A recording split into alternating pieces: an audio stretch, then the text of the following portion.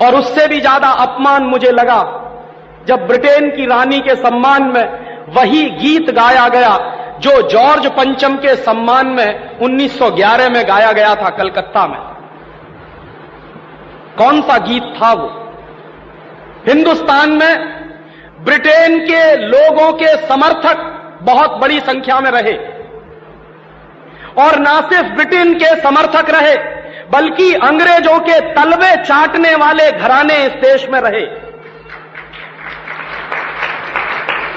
अंग्रेजों की जी हजूरी करने वाले घराने इस देश में रहे, और जिन खानदानों ने अंग्रेजों के जितने ज्यादा तलवे चाटे उन्हीं खानदानों का नाम इस देश में गर्व से लेते हैं लोग। जो अंग्रेजों के सबसे ज्यादा पिट्ठू बनकर रहे, जो अंग्रेजों के चरणों में साष्टांग बिछ जाते थे, ऐसे ही लोगों को इस देश के इतिहास में पढ़ाया जाता है। और ऐसा ही एक खानदान था जो अंग्रेजों की गुलामी में आकंठ डूबा हुआ था। उस खानदान का नाम था टैगोर खानदान। और उस टैगोर खानदान का एक व्यक्ति था जिसका नाम था रविंद्रनाथ टैगोर। उस रविंद्रनाथ टैगोर ने जॉर्ज पंचम के स्वागत के लिए एक गीत लिख दिया था। और ना सिर्फ उस आदमी ने वो गीत लिखा, बल्कि कलकत्ता में जब जॉर्ज पंचम पहुंचा और उस भरी सभा में जहां लाखों लोग उपस्थित थे, हिंदुस्तान की गुलामी का गीत गाया गया और ब्रिटेन के राजा का सम्मान किया गया। और यह काम रविंद्रनाथ टैगोर ने अपने मुंह से किया। और वो गीत कौन सा था जो रविंद्रनाथ टैगोर ने इंग्लैंड के राजा की स्तुति का गान करते हुए लिखा था? वो गीत वही है जिसको आप कहते हैं जनगण मन अधिनायक जय हे भारत भाग्य विधाता। बहुत शर्म आती है मेरे जैसे आदमी को जब वो गीत गाने के लिए कोई मुझे कहता है कि ये गाओ। क्यों गाएं उस गीत को? रविन्द्रनाथ टैगोर तो चापलूसी करते थे अंग्रेजों की, रविन्द्रनाथ टैगोर तो चाटुकार थे अंग्रेजों के, और रविन्द्रनाथ टैगोर तो साइकोफेंट थे अंग्रेजों के। इसलिए उन्होंने अंग्रेजों के राजा के सम्मान में वो गीत लिखा था। मैं तो नहीं हूं, मुझे तो अंग्रेजों की चापलूसी से कोई मतलब नहीं है। मैं तो अंग्रेजों का उससे ज्यादा विरोधी हूं जितना कोई हो सकता। लेकिन मेरे आजाद देश में उस गीत को बार बार गवाया जाए, यह मेरा राष्ट्रीय अपमान का प्रश्न है। और जिस गीत को अंग्रेजों के राजा जॉर्ज पंचम के स्वागत में गाया था रविन्द्रनाथ टैगोर ने, वही गीत 5 दिन पहले दिल्ली के एयरपोर्ट पर गाया गया महारानी के सम्मान में। आपने कभी ध्यान दिया है उस गीत के शब्द क्या हैं और उन शब्दों का मतलब क्या है? जनगण मन अधिनायक जय हे, हिंदुस्तान की जनता के मनों के अधिनायक तुम्हारी जय हो, ये मतलब है।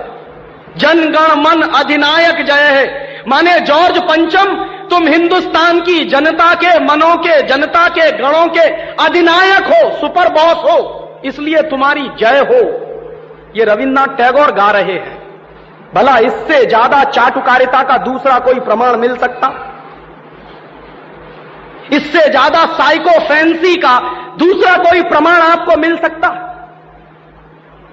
और दूसरी लाइन है जनगण मन अधिनायक जय है, भारत भाग्य विधाता, माने तुम भारत के भाग्य विधाता हो, माने हमारा भाग्य तुम लिख रहे हो। यह तो कोई भगवान से भी नहीं कहता है।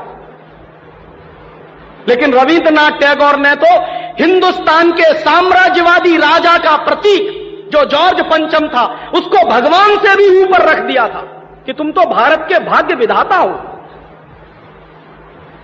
पंजाब सिंध गुजरात मराठा द्राविड़ उत्कल बंग विंध्य हिमाचल यमुना जंगा उच्छल जलधि तिरंग, तब शुभ नामे जागे तब शुभ आशीष मांगे।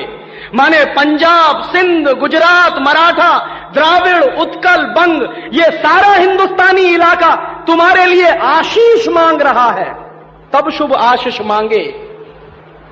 तुम्हारी भलाई की प्रार्थना कर रहा है।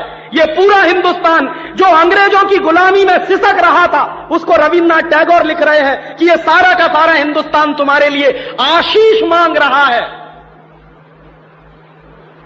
तब शुभ आशीष मांगे, और वो सारी की सारी आशीष हम तुमको दे रहे हैं अपनी तरफ से। और अंत में जनगण मंगलदायक जय है भारत भाग्य विधाता, वही भारत के भाग्य विधाता तुम्हारा मंगल हो, तुम्हारा कल्याण हो। माने जो हमको गुलाम बनाने के लिए आए हैं, उनकी चाटुकारिता में कोई आदमी कितना बिच सकता है, इसका यह निकृष्ट नमूना है। और अंत में वो कह रहे हैं कि जय है जय है जय है, माने तुम्हारी ही जय है, तुम्हारी ही जय है, तुम्हारी ही जय है।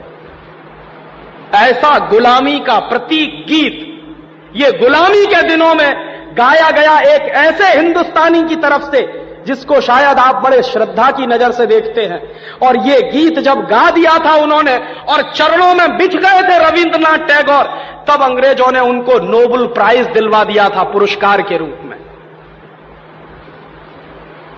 रविंद्रनाथ टैगोर को ऐसे ही नोबेल प्राइज नहीं मिला था।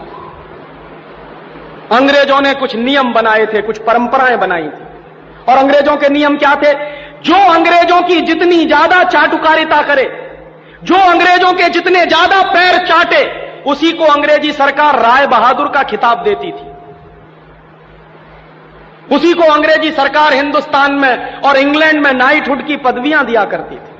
ऐसे ही लोगों को अंग्रेजों की तरफ से इनाम मिलते थे, क्योंकि वो अंग्रेजों के चरण चाटते थे और हिंदुस्तान को गालियां देते थे।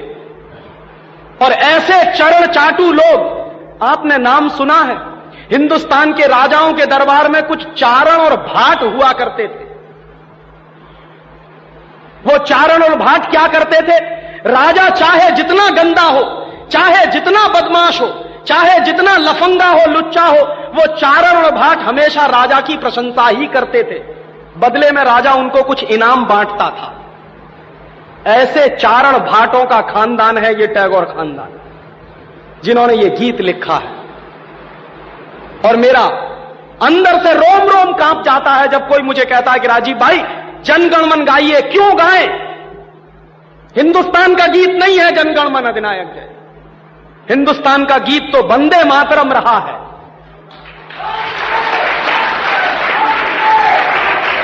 और यह वंदे मातरम जैसा गीत जो हिंदुस्तान की आजादी की लड़ाई का प्रतीक था, जो हिंदुस्तान के लोगों में खून में जोश भरने का काम करता था, उस वंदे मातरम जैसे गीत को हिंदुस्तान में राष्ट्रीय गीत का दर्जा दिलवाने में 50 साल लग गया हमको, अब जाके हुआ है।